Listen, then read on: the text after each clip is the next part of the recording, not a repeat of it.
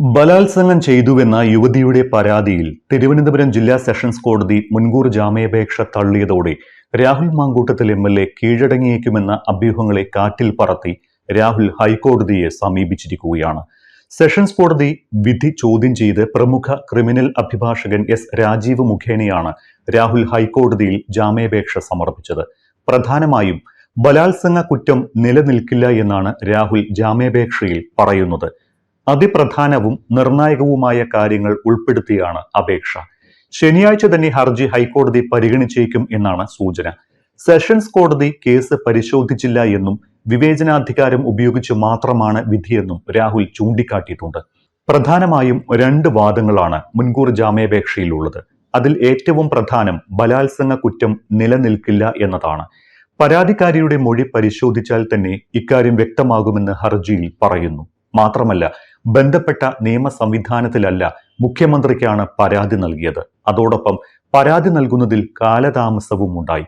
പരാതിക്കാരിയുടെയും ആരോപണ വിധേയനായ രാഹുലിന്റെയും വൈവാഹിക അവസ്ഥയും എന്താണ് എന്ന് വ്യക്തവുമാണ്. ഈ സാഹചര്യത്തിൽ ഉഭയകക്ഷി സമ്മതപ്രകാരമുള്ള ബന്ധമാണ് നടന്നത് എന്നും രാഹുൽ മുൻകൂർ ജാമ്യ ഹർജിയിൽ ചൂണ്ടിക്കാണിക്കുന്നുണ്ട്. സെഷൻസ് കോടതി കേസിന്റെ പ്രധാനപ്പെട്ട ഭാഗങ്ങളൊന്നും പരിശോധിക്കാതെ മുൻകൂർ ജാമ്യം അനുവദിക്കാൻ കഴിയില്ല എന്ന കോടതിയുടെ വിവേചനപരമായ അധികാരം മാത്രം ഉപയോഗിച്ചാണ് ഉത്തരവിറക്കിയത്. അതുകൊണ്ട് വിശദമായി തന്നെ പരിശോധിക്കണമെന്നും രാഹുലിനെതിരെ ആരോപിക്കപ്പെട്ട കുറ്റം നിയമപരമായി നിലനിൽക്കില്ല എന്നും മുൻകൂർ ജാമ്യ ഹർജിയിൽ ചൂണ്ടിക്കാട്ടുന്നുണ്ട്. ഇടക്കാല ജാമ്യം നൽകിയാൽ അന്വേഷണവുമായി പൂർണ്ണമായും സഹകരിക്കാമെന്ന് രാഹുൽ ഉറപ്പ് നൽകുന്നുമുണ്ട് ഈ ഹർജിയിലൂടെ. നിലവിൽ ജാമ്യമില്ലാത്തതുകൊണ്ട് പോലീസ് പുറകെയുള്ളതുകൊണ്ടാണ് അന്വേഷണത്തിനാവശ്യമായ തെളിവുകൾ കൈമാറാൻ സാധിക്കാത്തത്. ജാമ്യം കിട്ടിയാൽ പരാതിക്കാരിയുമായുള്ള ആശയവിനിമയ രേഖകൾ കൈമാറാമെന്നും രാഹുൽ ഹർജിയിൽ സമ്മതിക്കുന്നു.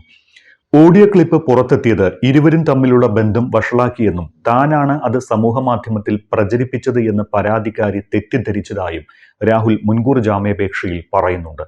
അന്വേഷണത്തോട് സഹകരിക്കാൻ തയ്യാറാണ് എന്ന് പറയുമ്പോഴും കസ്റ്റഡിയിൽ ചോദ്യം ചെയ്യേണ്ട ആവശ്യം ഈ കേസിൽ ഇല്ല എന്നും രാഹുലിന്റെ മുൻകൂർ ജാമ്യാപേക്ഷയിൽ പറയുന്നു.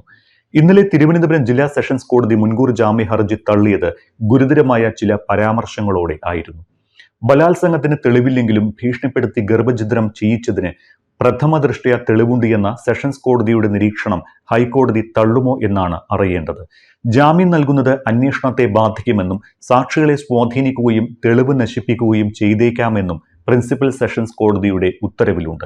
ഈ നിരീക്ഷണങ്ങൾ ഹൈക്കോടതി മുഖവിലക്കെടുക്കാതിരുന്നാൽ പിന്നെ ജാമ്യത്തിന് തടസ്സമുണ്ടാകില്ല. എന്നാൽ പ്രോസിക്യൂഷൻ എന്ത് നിലപാട് സ്വീകരിക്കും എന്നതും പ്രധാനമാണ്. കേസ് ഉയർന്നപ്പോൾ തന്നെ ഹൈക്കോടതിയെ സമീപിക്കാനുള്ള നീക്കങ്ങളാണ് രാഹുൽ നടത്തിയിരുന്നത്. എന്നാൽ സുപ്രീം കോടതിയുടെ പ്രത്യേക പരാമർശം അതിന് തടസ്സമായി.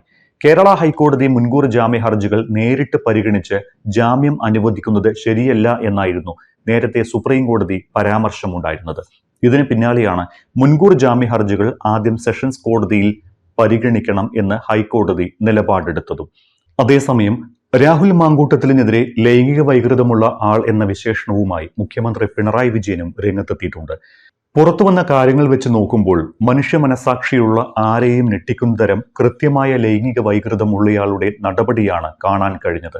ഒരു പൊതുപ്രവർത്തകനെ ചേർന്നതാണോ ഇതെന്നുള്ള മുഖ്യമന്ത്രിയുടെ ചോദ്യം രാഹുലിനെയും ഒപ്പം കോൺഗ്രസിനെയും ലക്ഷ്യം വെച്ചുള്ളതാണ്. ആരോപണം ഉയർന്നത് നേരത്തെ തന്നെ പാർട്ടി അറിഞ്ഞിട്ടും മൗനം പാലിക്കുകയല്ലേ ചെയ്തത്. അന്നൊക്കെ ഭാവിയിലേക്കുള്ള നിക്ഷേപം എന്ന് വിശേഷിപ്പിച്ച് അവതരിപ്പിച്ച് മഹാത്മാവാക്കുകയായിരുന്നു അയാളെ. മഹത്തായ പാരമ്പര്യം കാത്തു സൂക്ഷിക്കുന്ന പാർട്ടിയല്ലേ കോൺഗ്രസ് എന്നാണ് മുഖ്യമന്ത്രിയുടെ ചോദ്യം. അതേസമയം രാഹുൽ മാങ്കൂട്ടത്തിൽ ഒളിവിൽ കഴിയുന്നത് ആഡംബര സൗകര്യത്തോടെയാണ് എന്ന റിപ്പോർട്ടുകൾ കൂടി ഇതിനിടയിൽ പുറത്തു വരുന്നുണ്ട്. ബാംഗ്ലൂർ നഗരത്തിലെ അത്യാഡംബര വില്ലയിൽ രാഹുൽ 2 ദിവസം ഉണ്ടായിരുന്നുവെന്നാണ് വിവരം.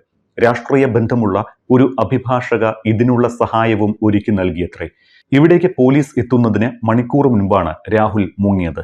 രാഹുലിന് സഹായമൊരുക്കുന്നത് കർണാടകയിൽ നിന്നുള്ള കോൺഗ്രസ് നേതാക്കളാണ് എന്ന് നേരത്തെ തന്നെ അഭ്യൂഹം പരന്നിരുന്നു. രക്ഷപ്പെടാനുള്ള കാർ എത്തിച്ചു നൽകുന്നതും യാത്രയ്ക്കുള്ള വഴികൾ കണ്ടെത്തുന്നതും ബാംഗ്ലൂരിലെ റിയൽ എസ്റ്റേറ്റ് വ്യവസായികളായ ചിലരാണ് എന്ന വിവരവും പോലീസിന് ലഭിച്ചിട്ടുണ്ട്. മുൻപ് സഹായിച്ചവരെയൊക്കെ ചോദ്യം ചെയ്തതോടെ ഇവരൊന്നും ഇനി രാഹുലിനെ സഹായിക്കില്ല എന്നും മറ്റു വഴികളില്ലാതെ രാഹുൽ കീഴടങ്ങും എന്നു തന്നെയാണ് പോലീസിന്റെ കണക്കുകൂട്ടൽ.